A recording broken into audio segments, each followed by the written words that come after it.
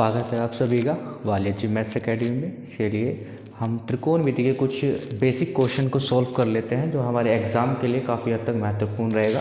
Competition में ये question काफ़ी बार रिपीट हो चुके हैं। चलिए स्टार्ट करते हैं।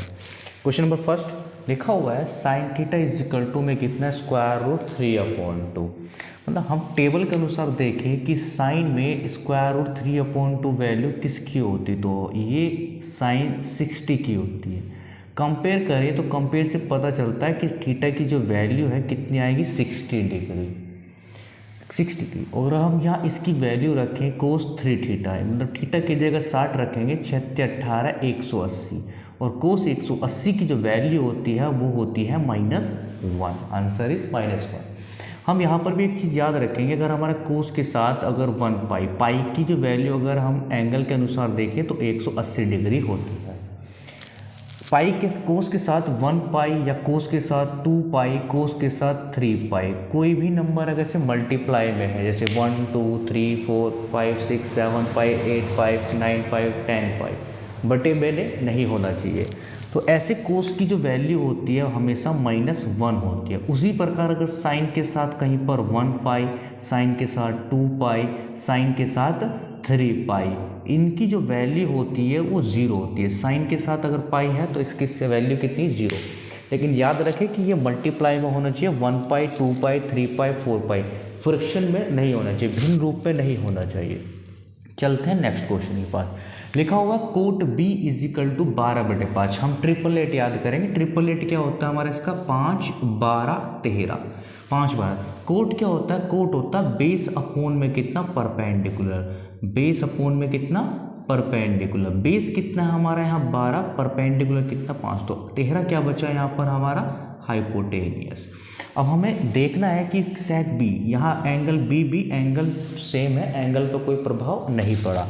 सेक बी होता है हाइपोटेनियस अपॉन में कितना बेस। हाइपोटेनियस कितनी है हमारी 13 और बेस कितना हमारा 12, तो आंसर आ जाएगा 13/12। उसी प्रकार चलते हैं नेक्स्ट क्वेश्चन की तरफ। 2.4 0.7 पॉइंट से पॉइंट कर रहे हैं क्योंकि पॉइंट हमारा एक संख्या के आदि है, पॉइंट से पॉइंट करता है। तो tan लिखा हुआ है, tan कितना होता है परपेंडिकुलर अपॉन में कितना बेस। तो परपेंडिकुलर में p हुआ 24, बेस हुआ 7।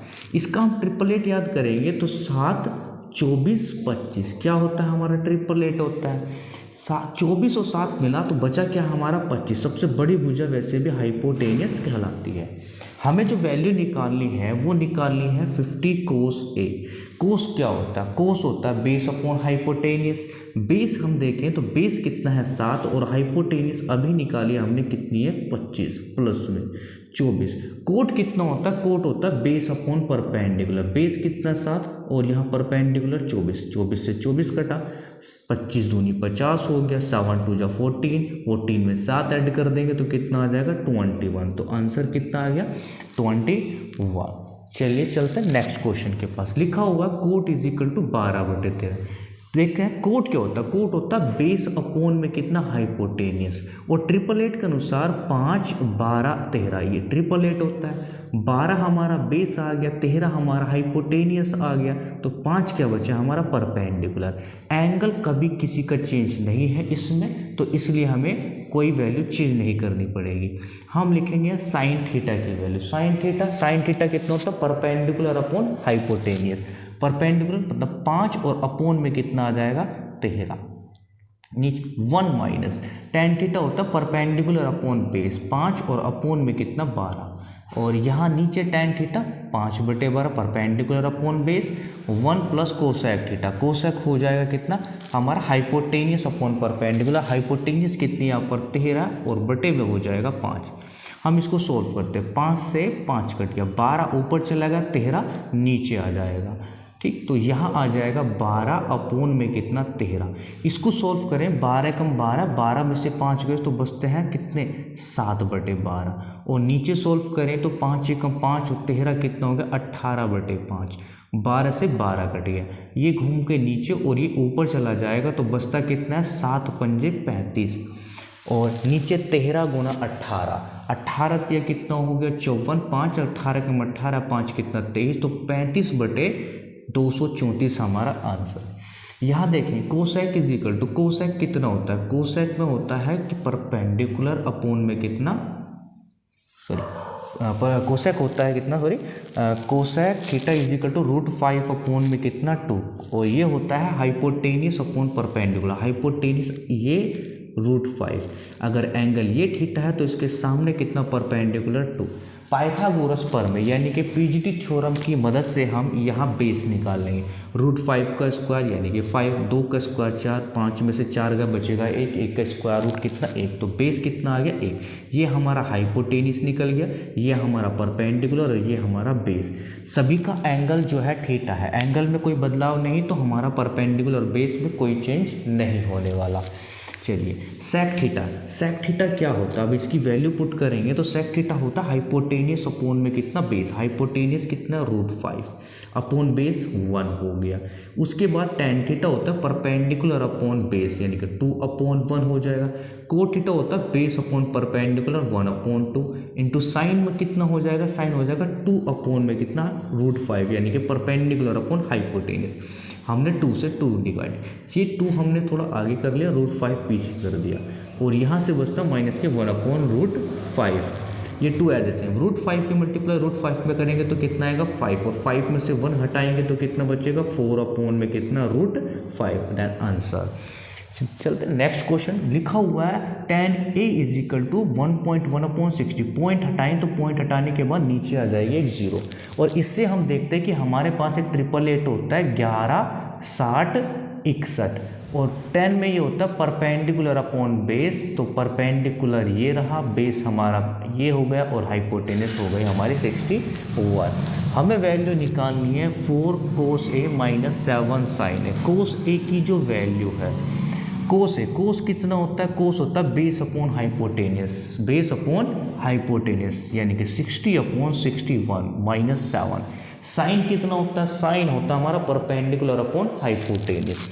परपेंडिकुलर कितना हमारा, परपेंडिकुलर 11, हाइपोटेनियस 61, नीचे का एलसीएम सेम है तो 61 नीचे एलसीएम है, 6 चौक 24, 240, 11 7 77, 10 में से 7 गए, बचते कितने हैं 3, 3 में से 7 जा नहीं सकते, 13 में से 7 गए 6 और बचा 1, 161 अपॉन में कितना 163/61 हो गया, सॉरी 163/61 हो गया। नेक्स्ट क्वेश्चन में चलते हैं। नेक्स्ट क्वेश्चन में लिखा हुआ है कितना कि cos theta is equal to 7/3√6।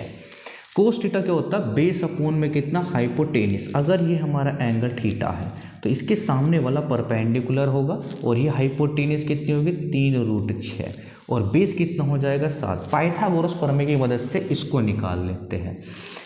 Pythagoras प्रमेय में हाइपोटेनियस का स्क्वायर, 3 का स्क्वायर 9, स्क्वायर से स्क्वायर कटेगा 6, तो 6 निम 54, यहाँ से 54 आ जाएगा 54। 7 का स्क्वायर 49, 49 घटाएं तो बचता कितना है 5, और स्क्वायर लगा दे स्क्वायर, तो ये आ जाएगी हमारी कितनी √5। अब हम वैल्यूज की निकालते हैं। 27 as it sine theta, sine क्या होता है परपेंडिकुलर अपॉन हाइपोटेनियस, परपेंडिकुलर कितना है √5, हाइपोटेनियस कितनी है 3 रूट में कितना 6, इसका होल स्क्वायर जैसे कि इसमें लिखा हुआ, माइनस में 3/2, यहाँ स्क्वायर से स्क्वायर रूट से हमने इसकी पावर काट ली, तो 5 का 5 हुआ, नीचे 3 का स्क्वायर 9 6 54 हो गया, माइनस में कितना 3/2, 27 दूनी 54, 2 बचा, 2 नीचे एलसीएम आ गया, ऊपर 5 और 3, 5 में 3 गए, बचते हैं 2, 2 से 2 डिवाइड करा तो बचा कितना 1, आंसर इज 1।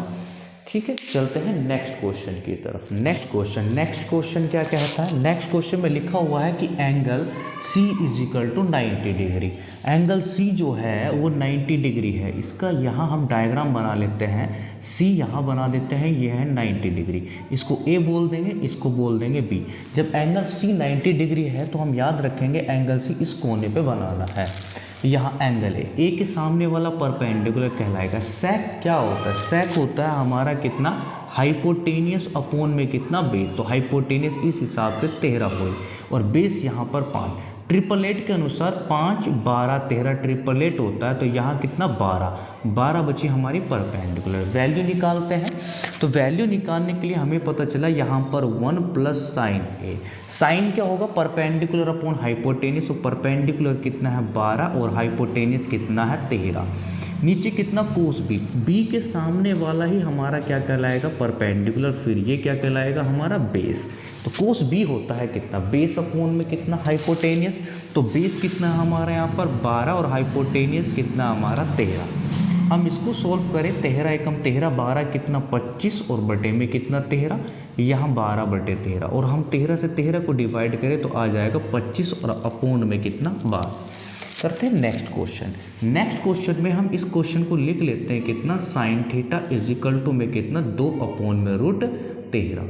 साइन थीटा होता क्या है, साइन थीटा होता है कितना परपेंडिकुलर अपॉन हाइपोटेनियस। अगर हम इसको डायग्राम के अनुसार देखें हाइपोटेनियस कितनी है 13, परपेंडिकुलर 4, अगर ये हमारा एंगल है तो पीजीडी थ्योरम पाइथागोरस प्रमेय की सहायता से हम देखेंगे कि 13 का स्क्वायर, ठीक 13 का स्क्वायर, स्क्वायर से स्क्वायर रूट कट गया 13 बचा, 13 में से 4 4 का स्क्वायर 16, सॉरी 2 है ये 4 नहीं है 2, तो 13 का स्क्वायर से स्क्वायर 13, 2 का स्क्वायर 4, तो यहाँ से बचेगा 9, 9 का स्क्वायर रूट कितना आ जाएगा 3।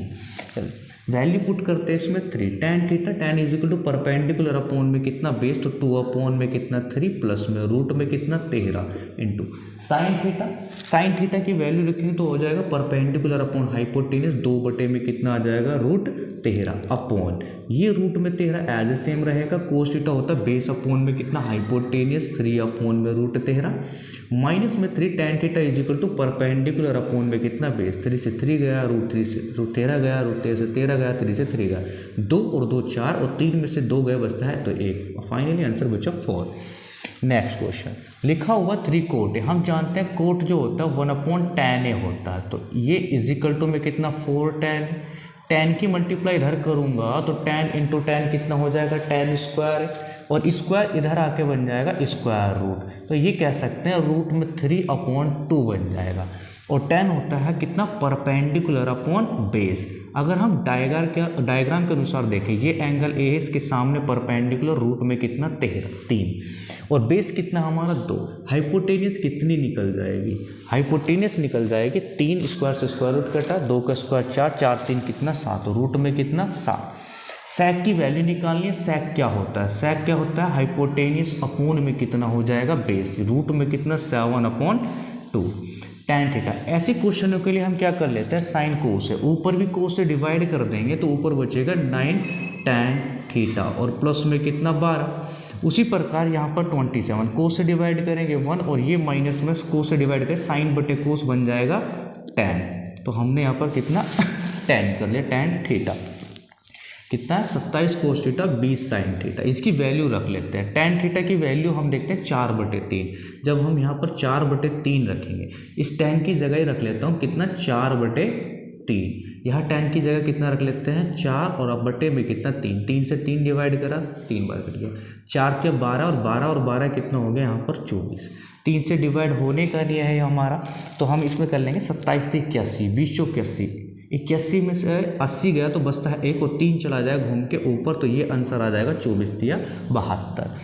नेक्स्ट क्वेश्चन की तरफ देखते हैं। Cot theta is equal to दिया हुआ है 5/13, कोस थीटा, कोस में क्या लिखा है ये लिखा हुआ है, ये होता है बेस अपॉन में कितना हाइपोटेनियस। 888 के अनुसार 5 12 13 हमारा क्या होता है 888, तो यहाँ से हमारा 12 क्या बचा परपेंडिकुलर, तो tan होता है परपेंडिकुलर अपॉन बेस, तो बेस 12 ये हमारा परपेंडिकुलर 12, बेस कितना है 5 इसका होल स्क्वायर, और सेक थीटा कितना होता है, सेक थीटा होता है हाइपोटेनियस अपॉन में बेस 13/5 का होल स्क्वायर।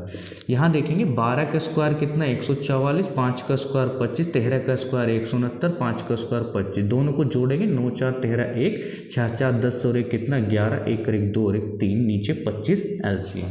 ठीक है, next question tan theta is equal to 20/21। ऐसे क्वेश्चनों में हम डिवाइड कर लें कोस से, तो साइन बटे कोस कितना बन जाएगा tan थीटा -1।